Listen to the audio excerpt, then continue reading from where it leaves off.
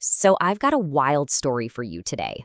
It kicks off with this incredible folk legend about a ghost engineer and somehow ends up in a legal battle that completely changed how an entire country thinks about protecting its history.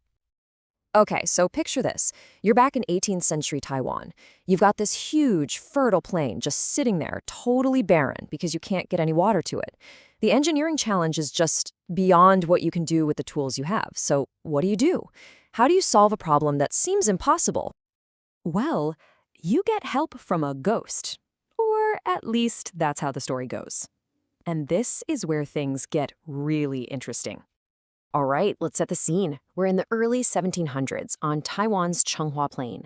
A local official named Shi Shibong has this big, ambitious idea.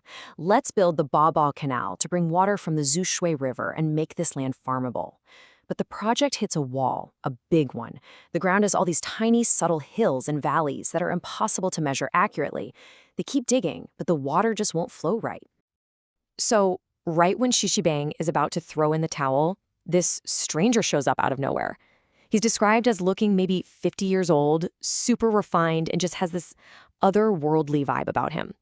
He calls himself Mr. Lin and basically says, "I see you're having trouble with this canal. I can help." And his method was just genius. Pure genius. He tells the workers to wait for night. Then they stretch a super long rope across the land and hang a whole string of lanterns from it. When you stand back and look, you see this perfect line of light. And immediately, you can see every single dip where the lanterns curve down and every rise where they curve up. Just like that, they knew exactly where to dig and where they needed to build raised wooden channels to carry the water across the dips. I mean, it's just so clever, right? A totally low-tech, brilliant fix for what seemed like an impossible problem.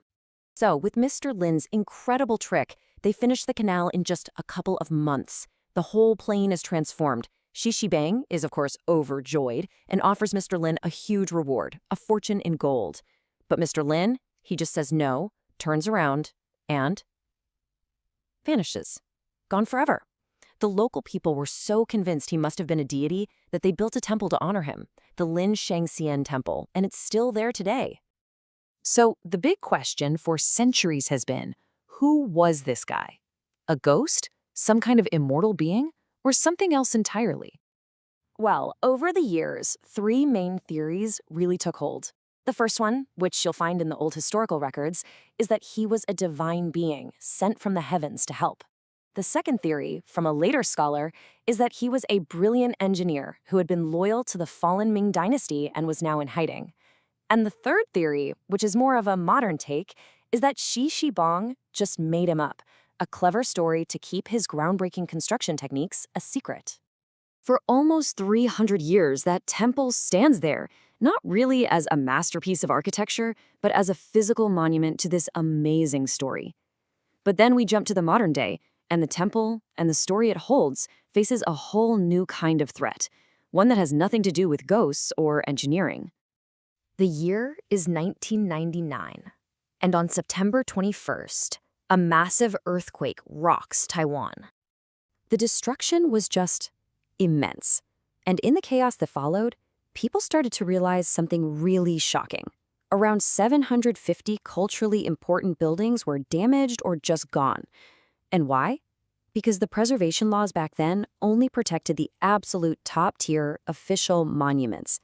Everything else, all the local temples, the cool old houses, the community landmarks, had zero legal protection. None. This was a huge wake-up call. The government scrambled, and in 2000, they created a brand new legal category called the historic building. You can think of it like a safety net. It was made for buildings that were obviously important, like Mr. Lin's temple, but maybe didn't have the fancy architecture to be a national monument. It was basically a way to say, hey, this place matters, before the bulldozers showed up. So this new law created two parallel tracks for saving old buildings, and they came from totally different philosophies. And this chart really lays it out perfectly. On one side, you have designation. This was for the big deal monuments. It was top-down, mandatory. If the government said your building was a monument, that was it. It was protected like a fortress, and you'd face serious penalties if you messed with it. On the other side, you have the new registration system. This was meant to be the opposite, a friendly, bottom-up approach. It was like a gentleman's agreement. The government would offer incentives to owners, but, and this is the crucial part, There were no penalties if you decided to tear your own registered building down. It sounds pretty reasonable, right?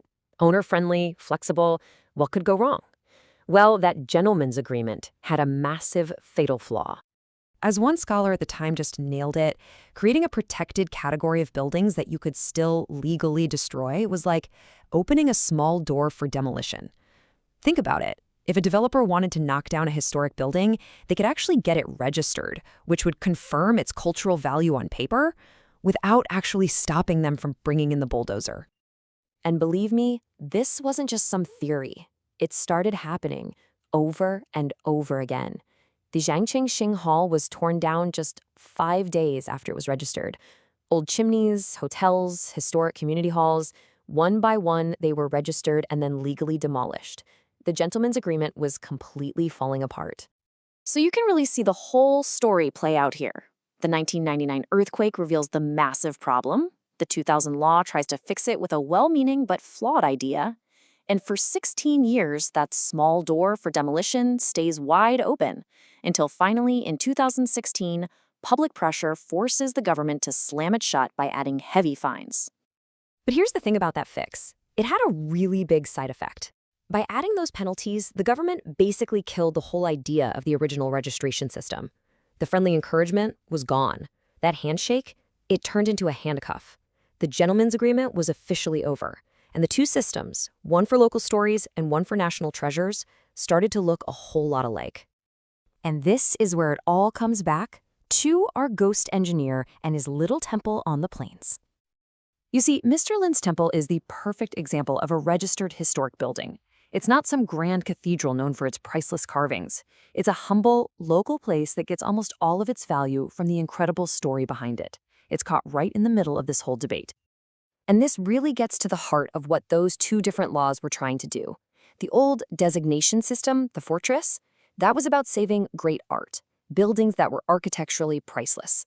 But the registration system, the gentleman's agreement, that was created to save great stories, places that matter because of local memory and legends, just like the legend of Mr. Lin. So what are we really trying to preserve? When we look at an old building, is its worth measured in the physical stuff, the bricks, the wood, the design? Or is its true value found in the invisible story that it tells? That's the question the legend of the ghost engineer leaves us with today.